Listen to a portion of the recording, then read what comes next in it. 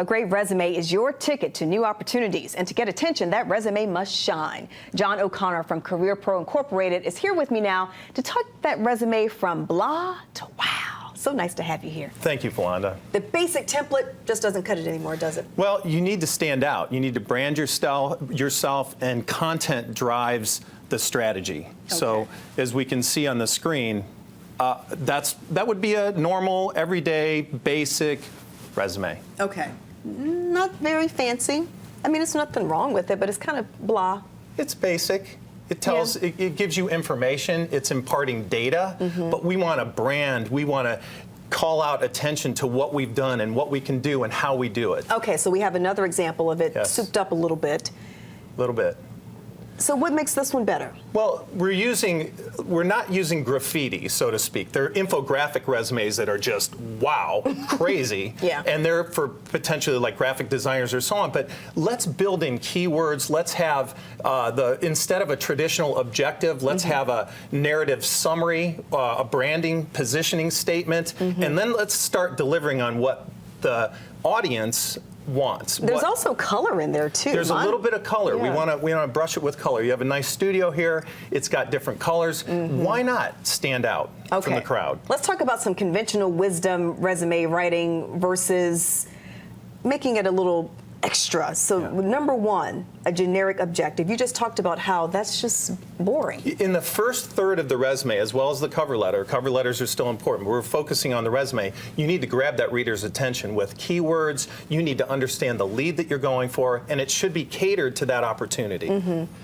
Number two, conventional wisdom versus making it a little more sexy. Use general language, or you can wow it with power your language with achievement statements. And the way to do that is to think of the things that you've done as a challenge, an action, then a result. And then take the reader through the thought process of problem solving. How did you think through, on your own or with a team, how you solved a problem? That's why that's what employers want to hire, is someone who can solve problems and achieve results. And if you stick a little bit of metrics in their numbers, that helps too. Okay, the next one, describe work like a job description or bring life using visual attention grabbers. Well, you can say something like responsible for blah, blah, blah, or you can enliven it with powerful statements, and I think we can have an example perhaps of the next one. But if you drive results through action and what the results were, that's what the audience wants to hear. That's what employers want to hire. For example, maybe I helped increase revenue by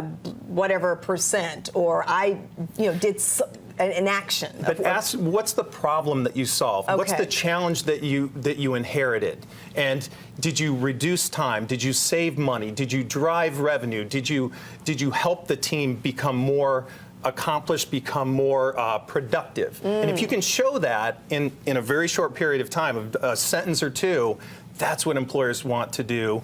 They want to see. That's why they're going to bring you on to interview you and hire you. Okay.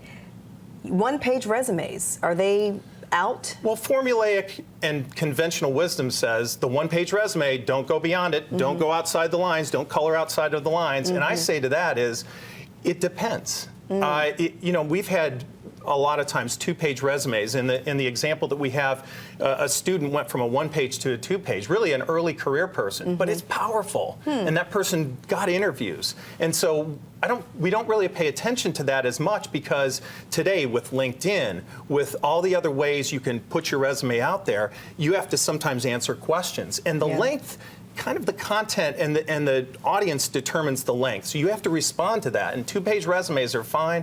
And sometimes with executives, you even go beyond that. And you really have to have something to say. You shouldn't fill up a resume to 2 pages just because. Find out about those specifics, how you think, and drive that value for the employer, because they just want to hire people that are problem solvers. And that means if you've had volunteer work and you've had gaps in employment, women returning to work, people with gaps because of health issues, you can come back. You can show results even from volunteer activities and other things that you've done. Great advice. So everything counts. Thank you so much. Thanks, Philanda.